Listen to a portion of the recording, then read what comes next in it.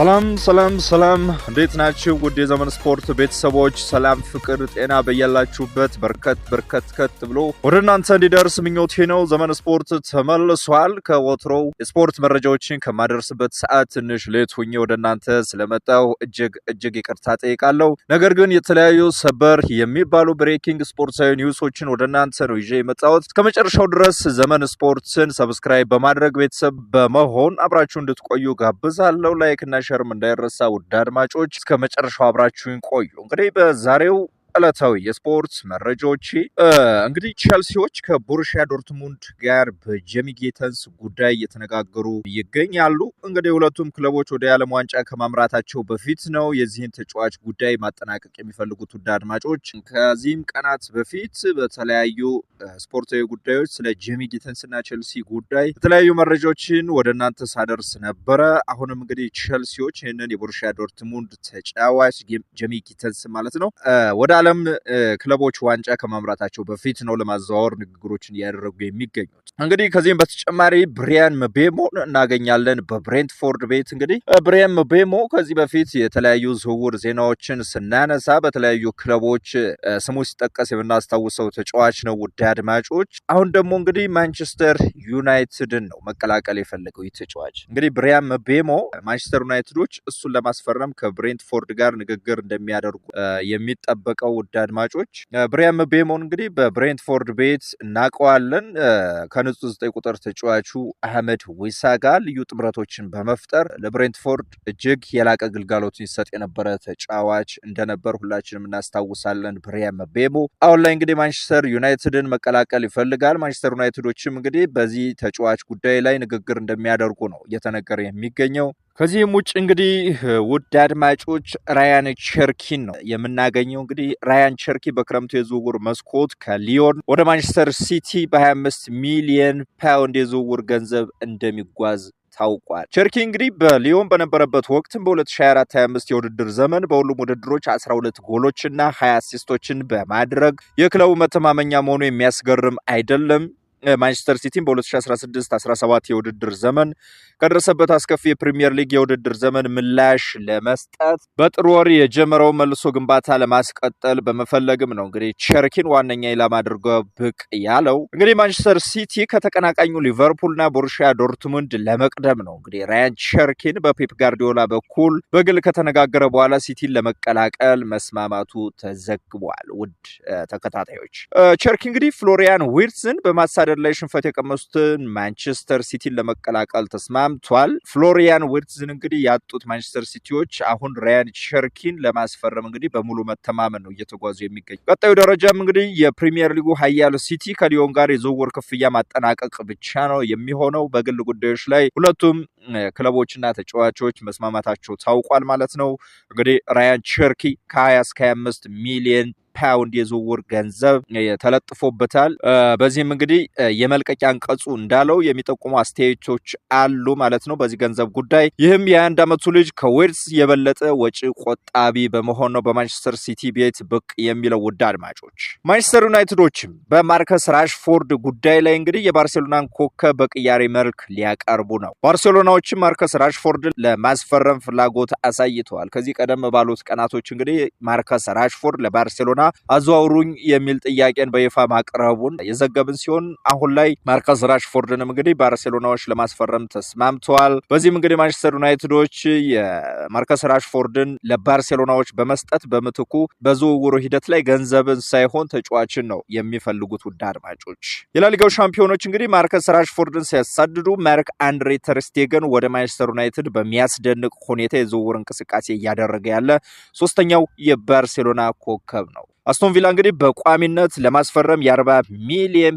ፓውንድ ምርጫውን ከወሰነና የራሽፎርድን ጉዳይ ወደኋላ የሚሉት ከሆነ ራሽፎርድ ወደ ማንቸስተር ዩናይትድ ሊመለስ ይችላል። ሩበን አሞሪም እንግዲህ ወደ አንደኛ ቡድን ስብስብ ስለማይቀላቅለው አጥቂው በኦልድ ትራፎርድ የወደፊት ቆይታ እንደማይኖረው የተረጋገጠ ጉዳይ ነው። እያንዳንዱ ተጫዋች ዋጋ አለው። እንግዲህ ራሽፎርድ አስቶን ቪላን ከተቀላቀለ ብዙም ሳይቆይ በመጨረሻም ወደ ባርሴሎና ለመፈረም አይኑን እንዳማተረና እንደጠየቀም ተገልጿል። ውድ አድማጮች በዚህ ክረምትም እንግዲህ ወደ ባርሴሎና የሚያደርገው እንቅስቃሴ እውን ሊሆንለት ይችላል። የራሽፎርድ ወኪልና ወንድም ድዋይን ራይን ማይናርድም ባለፈው ሳምንት በስፔን ውስጥ በሆቴል ውስጥ ከባርሳ ስፖርት ዳይሬክተር ዲኮ ጋር ሲገናኙ የተስተዋለ ጉዳይ ነው። ውድ ተከታታዮች የባርሳ ዋናው ጉዳይ እንግዲህ ቢያንስ አንድ አስፈላጊ ተጫዋች ካልሸጡ በስተቀር ለእንግሊዛዊው 40 ሚሊዮን ፓውንድ ዋጋ ለማሟላት ይቸገራሉ። ከስፔን እየወጡ ያሉ ዘገባዎችን ዋቢ አድርጎ ፉትቦል 365 እንደዘገበው ባርሳ ቴር ስቴገንን ወደ ዩናይትድ በመላክ ራሽፎርድን በመልሱ ሊቀበልም ይችላል እየተባለ ነው። ውድ ተከታታዮች ራሽፎርድም ለመፈረም አማራጮችን እያጠና ነው። ለሃንሲ ፍሊክ ጥቃት ፍጹም መገለጫ አድርጎ ከገለጸ በኋላም በስፖርት ማኔጅመንት ውስጥ በጠንካራ ሁኔታ መሰራጨት የጀመረው ሐሳብ ምንድነው? ቴር ስቴገንን እንደ ተጫዋች መለዋወጥ አካል አድርጎ ማቅረብ ነው። ውድ አድማጮች ባርሴሎና እሱን ለመተካት ከኤስፓኞሉ ጆአን ጋርሺያ ጋር በመርህ ደረጃ ስምምነት ስለተስማሙ ከፍተኛ ደረጃ ያለውን ጀርመናዊን ግብ ጠባቂ በማሰናበታቸው ያን ያክል የሚከፉም አይሆን። ሪፖርቱ እንደገለጸውም ዩናይትድ ታማኝነቱን ያጣውን አንድሬ ኦናናን ለመተካት ነው እንግዲህ ግብ ጠባቂ የሚሆናቸውን ቴር ስቴገንን ለማስፈረም ድሉ እንዴት ልንጠቀምበት እንችላለን የሚለውን እንግዲህ እየተነጋገሩ የሚገኙት ውድ ተከታታዮች ቴር ስቴገንም እንግዲህ በባርሳ ቤት ወደ መውጫው በር እየተገፋ እንደሆነ እየተሰማው ይገኛል። ስለሆነም ዩናይትድን በመቀላቀል እንግዲህ በክለብ እንዲሁም የሀገራት ለውጥን ለማድረግ ክፍት ነው ተብሎ ይታሰባል። ቴር ስቴገን እንግዲህ ሁላችንም እናውቀዋለን ውድ አድማጮች ድንቅ የሚባል ግብ ጠባቂ ነው። በችሎታውም አሁን ካለው ወቅታዊ ሁኔታ አንጻር ከኦናና የተሻለ ቢሆንም ነገር ግን ባርሳዎች ይህን አይነት ቅያሪ ለመቀበል ፈቃደኞች ይሆኑ እንደሆነ ወደፊት የሚታይ ጉዳይ ይሆናል። እንዲህ ያለው ዝውውር እንግዲህ ዩናይትድን በአንድ ወይም 2 ዓመት ውስጥ ለሌላ ግብ ጠባቂ መግዛት አደጋ ላይ ነው እንግዲህ የጨመራቸው ማለት ነው። በተጨማሪም ራሽፎርድ ከቴር ስቴገን እጅግ የላቀ ዋጋ ያለው ተጫዋች ነው። ምክንያቱም እሱ በዋናዎቹ የዕድሜ ዓመታቶች ውስጥ ነው። ቴር ስቴገን በቅያሪው ውስጥ የተሰየመ የመጀመሪያው የባርሴሎና ኮከብ አይደለም።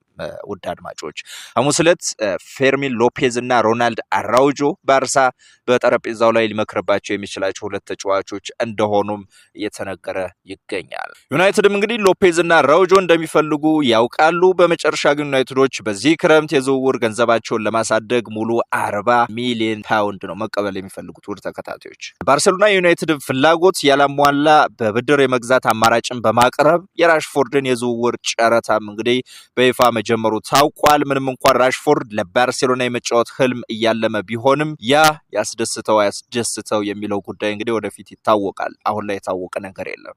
በመቀጠልም እንግዲህ እስኪ ወደ ቼልሲ ቤት እናምራና ስለ ቼልሲ የተለያዩ ጉዳዮችን እንነጋገር። ውድ አድማጮች ቼልሲ እንግዲህ የመልቀቂያ ማፍረሻውን ለአይፕስዊች ታውን በማቅረብ ዴላፕን ሊወስዱት የጨረሱት ጉዳይ ነው። ውድ ተከታታዮች እንደ ላቪያ፣ ኮል ፓልመር፣ ቶሲን አዳራቢዮና የማንቸስተር ዩናይትድ በውሰት ያለው ጀደን ሳንቾ ቼልሲዎች የግል ውሎችን መስማማት ከተቻለ ለማቆየት እየተነጋገሩበት ይገኛሉ። ውድ አድማጮች እነዚህ ተጫዋቾች የክለቦች ዓለም ዋንጫ እንግዲህ ወደ ዩናይትድ ስቴትስ ከመሄዳቸው በፊትም በቼልሲ እየተሳደደ የሚገኘው እንግሊዛዊ ቦሩሲያ ዶርትሙንድ የክፍ ተጫዋች ጄሚ ጊተንስ በመምጣቱ ወደ ከተማው አካዳሚ ቡድን ሊጨመር ይችላል። በተጨማሪም ካስቶን ቪላው ሞርጋን ሮጀርስ ጋር ተገናኝተዋል።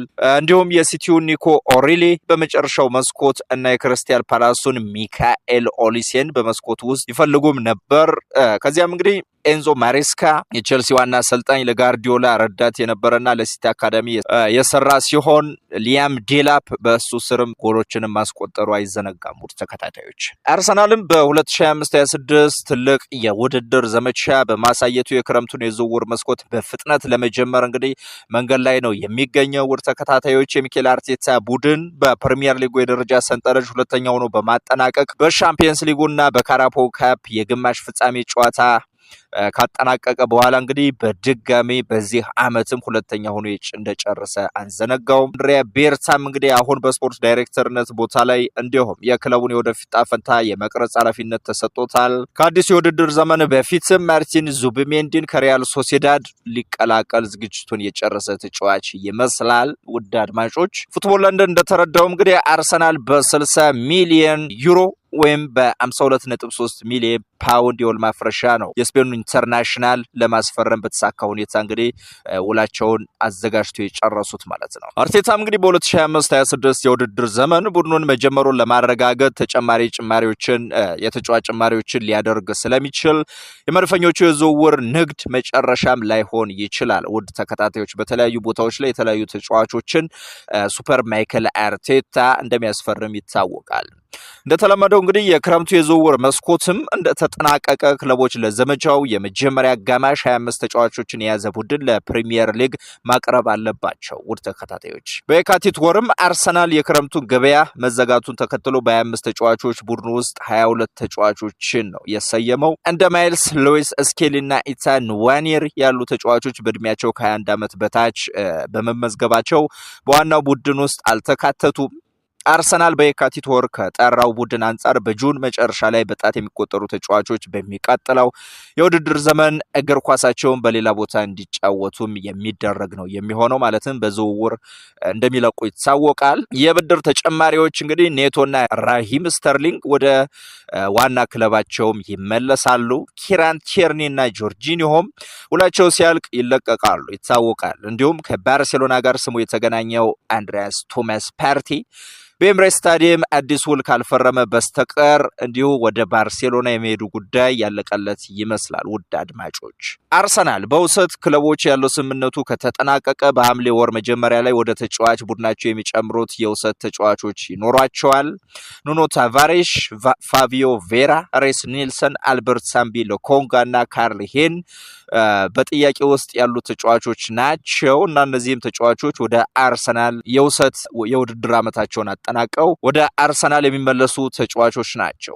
ምንም እንኳን ለ2025/26 የውድድር ዘመን መጀመሪያ ላይ እንግዲህ የተለያዩ ተጫዋቾች በአርሰናል ቤት እንደሚገቡ ይታወቃል። ስለዚህ ዙብሜንዲና ቤንጃሚን ሴስኮም ወደ አርሰናል ቤት ሊመጡ ይችላሉ ተብለው ከተጠበቁት እርግጠኛ የተባለባቸው ተጫዋቾች ናቸው። ውድ አድማጮች እንዲሁም የሚለቁ ተጫዋቾችና ከውሰት የሚመለሱ ተጫዋቾች አሉ። በሐምሌ ወር መጀመሪያ ላይ እንግዲህ የአርሰናል ፕሪሚየር ሊግ ቡድን ምን ሊመስል እንደሚችል የምንመለከተው ይሆናል።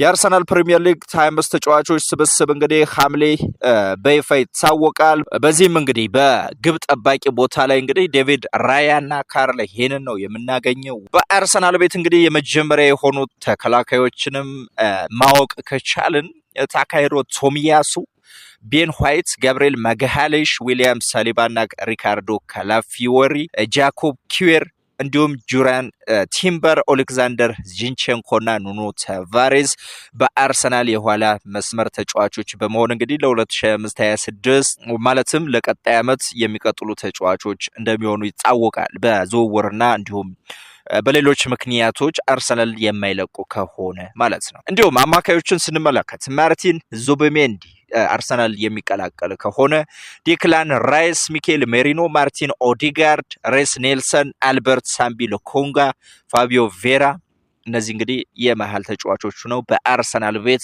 እንመለከታቸዋለን። አጥቂዎች ቡካዮ ሳካ፣ ገብርኤል ጄሱስ፣ ካይ ሃቨርትዝ፣ ገብርኤል ማርቲኔሊ፣ ለአንድሮ ትሮሳርድ እና ቤንጃሚን ሼሽኮ በሐምሌ ወር መጀመሪያ ላይ እንግዲህ የዙቢሜንዲና የሼሽኮ መምጣት ግምት ውስጥ በመግባት ነው እነዚህን የአማካይ ዝርዝሮች ወደ እናንተ ያደረስ ነው ማለት ነው።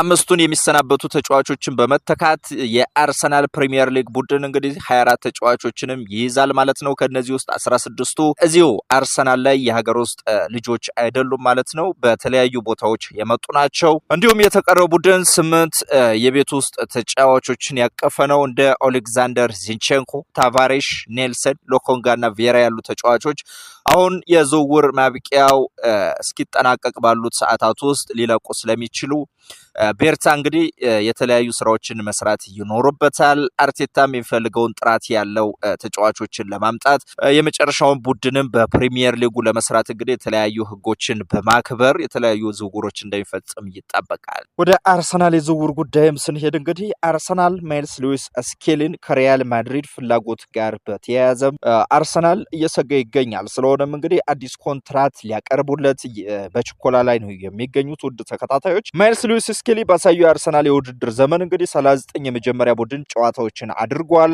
ይህ የ18 ዓመቱ ወጣት አሁን ባለው የመድፈኞቹ ኮንትራት ለመጨረስ 1 ዓመት ብቻ ነው የሚቀረው። ውድ ተከታታዮች ስለሆነም ማይልስ ሉዊስ ስኬሊ በዚህ ክረምት በአርሰናል ቤት አዲስ ኮንትራት ይፈራረማል ተብሎ የሚጠበቅ ተጫዋች ነው። ይህ የ18 ዓመቱ ታዳጊ የከፍተኛ የመድፈኞቹን ጨዋታ ያደረገው በሴፕቴምበር ላይ ቢሆንም ይህንን የ4-25 የውድድር ዘመንን ከሚኬል አርቴታ ምርጥ ተጫዋቾች አንዱ ሆኖ ማጠናቀቅም የቻለ ተጫዋች መሆኑን አንዘነጋው። በመጋቢት ወር አልባኒያን 2-0 ባሸነፉበት ጨዋታም የእንግሊዝ ቡድን ውስጥ መሰለፍም የቻለ ሲሆን የመጀመሪያ ጨዋታውን ግብ ያስቆጠረውም በዚህ ጨዋታ እንደነበረ አንዘነጋውም። ውድ ተከታታዮች ይህ ተጫዋች እንግዲህ በ2023 ነው መፈረም የቻለው ማለት ነው። የመጀመሪያ ፕሮፌሽናል ኮንትራቱን ለመጨረስ 1 ዓመት ብቻ ነው የቀረው። ለክለቡና ለሀገሩ ያሳየው አስደናቂ የውድድር ዘመንም ከሪያል ማድሪድ የፍላጎት ወሬ እንዲሰማም አድርጎበታል። ሆኖም እንግዲህ አርሰናል በበርናባው የተፈለገውን ኮከብ ተጫዋች የማጣት ስጋት እንደሌለበት ሜል ስፖርትም ተረድቷል።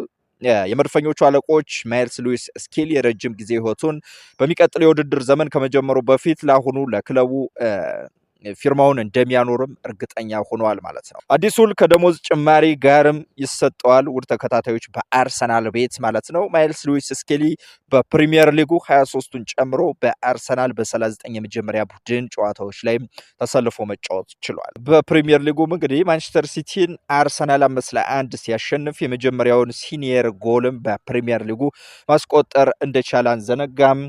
የማይልስ ሉዊስ ስኬሊ ግን ፍጹም ጥሩ ጊዜ አልነበረም። ይህ የውድድር ዓመት ውድ ተከታታዮች በወልቭስ እና በዌስትሃም ጨዋታ 2 ጊዜ የቀይ ካርድ መመልከቱን አንዘነጋም። ማይልስ ሉዊስ ስኬሊ የመጀመሪያ ቀይ ካርድ በኋላ እንግዲህ በይግባኝ እንደተሰረዘለት ይታወቃል። ሆኖም አርቴታ በመጋቢት ወር አርሴናል ፒኤስቪ አይንድሆቨንን 7-1 ባሸነፈበት ጨዋታ ቢጫ ካርድ ከታየ በኋላ ለሶስተኛ ጊዜ የመባረር እድሉን ለማስወገድ እሱን ማስቀመጥ አስፈላጊ እንደሆነ ተሰምቶት እንደነበረም ይታወቃል። ከዚያ አስደናቂ ድል በኋላ እንግዲህ አርቴታ ሲናገር እኔ እንደማስበው እዚያ በቢጫ ካርድና በሚቀጥለው እርምጃ ተጠያቂነት እንዳለን ግልጽ ነው ብዬ አስባለሁ። ስለሆነም ማንኛውንም አደጋ የምንወስድበት ጊዜ አልነበር። ጨዋታውን ለረጅም ጊዜ በመምራት በዚህ ልምድ ተምረናል። በተለይ የውድድር ምን ያህል አስፈላጊ እንደሆነ እናውቃለን። ስለዚህ ለሱ በእርግጠኝነት መማር እንዳለበት እናውቃለን፣ እንደግፈዋለን፣ እንረዳዋለን። ነገር ግን በዚህ ስፖርት ውስጥ መስመሩ ቀጭን ነው እና ያንን ሊረዳው ይገባል። እሱ በጣም አስተዋይ ተጫዋች ነው፣ እንዲሁም ፍጹም ጥበብ የተሞላበት ተጫዋች ነው። በዙሪያው ጥሩ እይታ አለው ሲልም መግለጽ ችሏል ማለት ነው። ውድ ተከታታዮች በውድድር ዘመኑ ማይልስ ሉዊስ ስኬሊ አርቴታን እንደ ሊቅ ነው ማወደስ የቻለው። መማር እወዳለሁ፣ ስለዚህ ከሱ መማርና ጨዋታዎቹን የሚይዝበት መንገድ አስደሳች ነው ሲል ተናግሯል። ከሱ የመወስደው ብዙ ነገር አለ። ማይልስ ሉዊስ ስኬሊ በመጪው ወር እንግዲህ ከአንዶራና ሴኔጋል ጋር በሚያደርጋቸው ጨዋታዎች በቶማስ ቱሄል ቡድን ውስጥ በመካተቱ በሁለቱ የእንግሊዝ ጨዋታዎች ላይ ተጨማሪ ጎሎችን ያስገኛል ተብሎም የሚጠበቅ ተጫዋች ነው የሚሆነው። ውድ ተከታታዮች እንግዲህ ወደ ሌላ የዝውውር ጉዳይ ስናልፍ ኤቨርተኖች ጃራድ ብራንትዋይትን በዚህ ክረምት አንሸጥም ሲሉ ለተለያዩ ክለቦች መናገራቸው ታውቋል። ውድ ተከታታዮች ቸልሲዎች እንግዲህ አቀራረቡን ሲመዝኑ ቆይተዋል። ይህንን ተጫዋች ለማዘዋወር ቶተንሃም አሁንም ክለቡን ይፈትናል ተብሎ ይጠበቃል። ነገር ግን አሰልጣኝ ዴቪድ ሞይስ የእንግሊዙ ኢንተርናሽናል ተከላካይ እንዲቆይ ይፈልጋሉ። ውድ ተከታታዮች ሞይስ ብራንትዋይት ከጄምስ ታርኮስኪ፣ ጄክ ኦብሮይን እና ጆርዳን ፒክፎርድ ጋር በመሆን ወሳኝ የተከላካይ ክፍል ሆኖ ምን ያህል አስፈላጊ ተጫዋች እንደነበረ የሚዘነጋ ጉዳይ አይደለም። በኤቨርተን ቤት ማለት ነው። እንግዲህ ኤቨርተኖች ከጉዲሰን ፓርክ ወደ ብሬምሌይ ሙር አዲስ ስቴዲየም ሲሸጋገሩና ታርኮስኪ ከአምስተር ቀዶ ጥገና እያገገመ ባለበት ወቅት እንግዲህ ኤቨርተኖች በብራንትዋይት ላይ በመተማመን ተጫዋቹን ማቆየት ይፈልጋሉ። ውድ ተከታታዮች ብራንትዋይት እንግዲህ የሻምፒየንስ ሊግ እግር ኳስን ለመጫወት ደረጃውን ከፍ ለማድረግ ፍላጎት አለው። እንዲሁም የእንግሊዝ አሰልጣኝ ቶማስ ቱሄል ይህንን የ2 ዓመቱ ተጫዋች በተደጋጋሚ ዓለም አቀፍ እውቅና ለማግኘት በከፍተኛ ደረጃ መጫወት እንዳለበት መናገራቸውንም ለመረዳት ይቻላል። ኤቨርተኖች ቀደም ሲል እንግዲህ ከትርፍ ዘርፍና ዘላቂነት ህጎች ጥላ ጋር ተያይዘውም ነበር። በ70 ሚሊዮን ፓውንድ ትልቅ ጨረታም ካገኙ ምናልባትም የቁጥር ግምት ውስጥ ማስገባት አለባቸው፣ ሊለቁትም ይችላሉ ይህንን ተጫዋች። ነገር ግን አሰልጣኛቸው ዴቪድ ሞይስ አዲስ ባለቤቶች የፍሬድሪክን ቡድን ቢያንስ በዚህ ክረምት ማንኛውንም እንቅስቃሴዎችን መቃወም እንደሚችሉ ተስፋ አድርጓል ማለት ነው። ማንቸስተር ዩናይትዶች ባለፈው ዓመት ለዚህ ተጫዋች 50 ሚሊዮን ዩሮ አቅርበው ውድቅ የተደረገባቸውም ሲሆን ሊቨርፑልና ማንቸስተር ሲቲም በግራ በኩል ያለውን የመሃል ተከላካይ በቅርበት ሲከታተሉት እንደቆዩ ይታወቃል።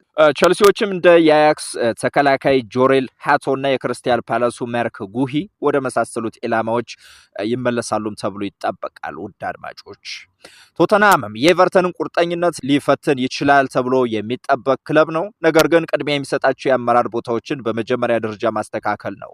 አንጄ ፖስቴኮግሉ በዚህ ሳምንት ወደፊት ዕጣ ፈንታው ላይ ግልጽ ይሆናል ተብሎ ይጠበቃል። ውድ ተከታታዮች ኤቨርተን በበኩሉ የሊቨርፑልን የክንፍ መስመር ተጫዋች ቤን ዶአክን ለማስፈረም ፍላጎቱን እንደቀጠለ ቢሆንም ከስምምነት ጋር በተያያዘ ምንም አይነት የውይይት እድገት መደረግ አለመደረጉ እስካሁን የተገለጸ ነገር የለም። ውድ ተከታታዮች እንግዲህ ወደ ማንቸስተር ዩናይትድ የዝውውር ጉዳይ እንለፍና የማንቸስተር ዩናይትድ ዋና አሰልጣኝ ሩበን አሞሪም የሚፈልገው ማንቸስተር ዩናይትድ መልሶ ለመገንባት ነው። ስለሆነም ለብሩኖ ፈርናንዴዝ የቀረበለትን 100 ሚሊዮን ፓውንድ መውሰድ አለበት ወይ በሚለው ዙሪያ ብዙ ክርክሮች እየተነሱ ይገኛሉ። ውድ ተከታታዮች ከነዚህም መካከል እንግዲህ ብሩኖ 30 ዓመቱ ነው። ነገር ግን እሱ የዓለማችን ምርጥ ቁጥር 10 ነው እና ይህንን ተጫዋች ዩናይትድ አሁን ባለበት ሁኔታ መተካት ይችላል አይችልም የሚለው ጉዳይ አነጋጋሪ። በሚቀጥለው የውድድር ዘመን ከኦልድ ትራፎርድ ይልቅ በሳውዲ አረቢያ ቢጀምር መዘዙ አስከፊ ይሆናል። ውድ ተከታታዮች አሞሪም ሌላ የውድድር ዘመን ይጠብቀዋል። ይህ ወቅት ስለ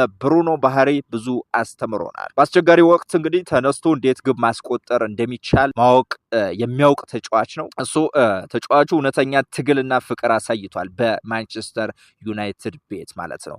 ስለሆነ ባሳለፋቸው ጊዜያት የእሱን ስሜትና ጩኸት ሲተች እንደነበረ ሰው መመልከት አይገባንም። ምናልባትም ከሁሉም በላይ ደግሞ እንደ እግር ኳስ ተጫዋች ሁልጊዜ በተጫወተበት መንገድ ደፋር የሆነ ተጫዋች እንደነበረ አይዘነጋም። አደጋዎችን በመውሰድና ለመፍጠር በመሞከር ኳሱን መፈለግና ኃላፊነት መውሰድን የሚያውቅ ተጫዋች ነው። ውድ አድማጮች ይህ ሁኔታ እንግዲህ አስቸጋሪ በሚሆንበት ጊዜ ለመደበቅ ለሚፈትኑ ሌሎች ተጫዋቾችም ጥሩ ምሳሌ ሆኖ በማንቸስተር ዩናይትድ ቤት ያገለግለ ተጫዋች ነው። ምንም እንኳን ዩናይትድ ክለቡ ከሚጠብቀው ነገር በጣም የራቀ ቢሆንም በቅርብ ጊዜ ያስመዘገቡ ስኬት እና በ3 ዓመታት ውስጥ 4 የዋንጫ ፍጻሜዎች መድረሳቸው ዋናው ምክንያትም ብሩኖ ፈርናንዴሽ መሆኑ አይዘነጋም። አሁን ቢሄድስ የሚለውን ጥያቄ ስናነሳ ውድ ተከታታዮች ምንም እንኳን የገንዘብ ትርጉም አለው 100 ሚሊዮን ፓውንድ ነው ለማንቸስተር ዩናይትድ የሚገባለት። ይህንንም በፋይናንስ ቀውስ እየተቸገረ ለሚገኘው ዩናይትድ ጥሩ መፍትሄ ሊሆን ይችላል። ነገር ግን ካፈጻጸም አንጻር ነው መመልከት ያለብን ውድ ተከታታዮች። እሱን ሊተካ የሚችል ተጫዋች አይኖር። የሱን ጥራት የያዙ አማካዮች በጣም ጥቂት ናቸው በሁሉም ታላላቅ የአውሮፓ ሊጎች። ውድ ተከታታዮች በዚያ ደረጃ ላይ ያሉት ተጫዋቾችም ዩናይትድን ለመቀላቀል የተሻለ አማራጭ ይኖራቸዋል ተብሎ አይጠበቅም። ምክንያቱም በፕሪሚየር ሊጉ ማንቸስተር ዩናይትድ 15ኛ በመሆን ነው የውድድር ዓመቱን ያጠናቀቀ። ማንቸስተር ዩናይትድ በሻምፒየንስ ሊግ አይሳተፍም፣ በኤሮፓ ሊግ አይሳተፍም፣ በኤፍኤ ካፕ አይሳተፍም፣ በምንም ውድድር አይሳተፍም። ስለሆነ በሌላ ቦታ ያሉት እንግዲህ ታላላቅ የሚባሉ የአማካይ ተጫዋቾች ወደ ማንቸስተር ዩናይትድ የመምጣት እድላቸው እጅግ ጠባብ ነው ውድ ተከታታዮች። ስለሆነም እንግዲህ ሌሎቹ ተጫዋቾች ከዩናይትድ የተሻለ አማራጭ ይኖራቸዋል። በዚህም እርግጠኛ ነኝ ውድ ተከታታዮች። እንግዲህ ማንቸስተር ዩናይትድ ማቲያስ ኩናን ለማምጣት የተቃረበ ተጫዋች ነው። ጥሩ ተጫዋች እንደሆነ እናውቃለን አይደለ? ግን ያን ያክል ተጽዕኖ ይፈጥራል ወይ የሚለው ጉዳይ በማንቸስተር ዩናይትድ ቤት አሁንም ጥያቄ የሚያስነሳ ጉዳይ ነው ውድ ተከታታዮች። ማንቸስተር ዩናይትድ አሁን ያለበትን አጣብቂኝ ከዛሬ 10 ዓመት በፊት ከሊቨርፑል ጉዳይ ጋርም ሲያያይዙት እንመለከታለን የተለያዩ ስፖርት ተንታኞች አይደለ? ሊቨርፑል እንግዲህ ፊሊፔ ኮቲኒሆን ሽጦ አሊሰን እና ቨርጂል ቫንዳይክን ቡድኑን ለማሻሻል በገንዘብ ሲያስፈርሙ ከነበረበት ሁኔታ ጋር ሲወዳደርም አይቻልም። ነገር ግን ምሳሌዎች ተመሳሳይ አይመስሉኝም ውድ ተከታታዮች። የርገን ክሎፕ እንደ ኮቲኒሆ ካለው ቁጥር 10 ይልቅ ከ3 የአትሌቲክስ የመሃል ሜዳ ተጫዋቾች ጋር ነው መጫወት ፈልጎ የነበረው። ምክንያቱም ሮቤርቶ ፈርሚኒዮ ነበረው። ስለሆነም ጨዋታውን በአስተኛ 9 ቁጥር ይጫወት ነበረ ሊቨርፑል ማለት ነው። ነገር ግን በማንቸስተር ቤት የአሞሪም ማዋቀር በተሻለ ሁኔታ የሚሰራው በሁለት 10 ቁጥር ሚና ያላቸው የመሃል ተከላካዮች ነው። የመሃል ክፍሉ ወደፊት እንዲገፋ ሆኖ ነው በማንቸስተር ዩናይትድ ቤት ጠባብ ጨዋታዎችን የሚጫወቱት አይደለ? በዚህም ብሩኖ ለዚህ አይነቱ እንቅስቃሴ በልክ የተሰፋ ተጫዋች ነው። ውድ አድማጮች ምናልባትም በዙሪያው ካሉ የተሻሉ ተጫዋቾች ምልመላ ጥሩ ከሆነ ስለሆነ በብሩኖ ፈርናንዴሽ ልክ እንግዲህ ብሩኖ ፈርናንዴሽን ሽጦ በምትኩ የብሩኖ ፈርናንዴሽን ያጫወት ሚና ያለውን ተጫዋች ማንቸስተር ዩናይትድ ያገኛል ተብሎም አይጠበቅም። ስለሆነም ምናልባትም ብሩኖ ፈርናንዴሽን ማንቸስተር ዩናይትድ የሚሸጥ ከሆነ እንግዲህ ሌላ የውድቀት ዓመትን በፕሪሚየር ሊጉ እንግዲህ ሊያሳልፍ ይችላል ተብሎ ይጠበቃል። ስለሆነም ብሩኖ ፈርናንዴሽን ማቆየት ለማንቸስተር ዩናይትድ እጅግ የተሻለ አማራጭ ነው ተብሎ በተለያዩ የስፖርት ተንታኞች ላይ እየተገለጸ ይገኛል። ውድ ተከታታዮች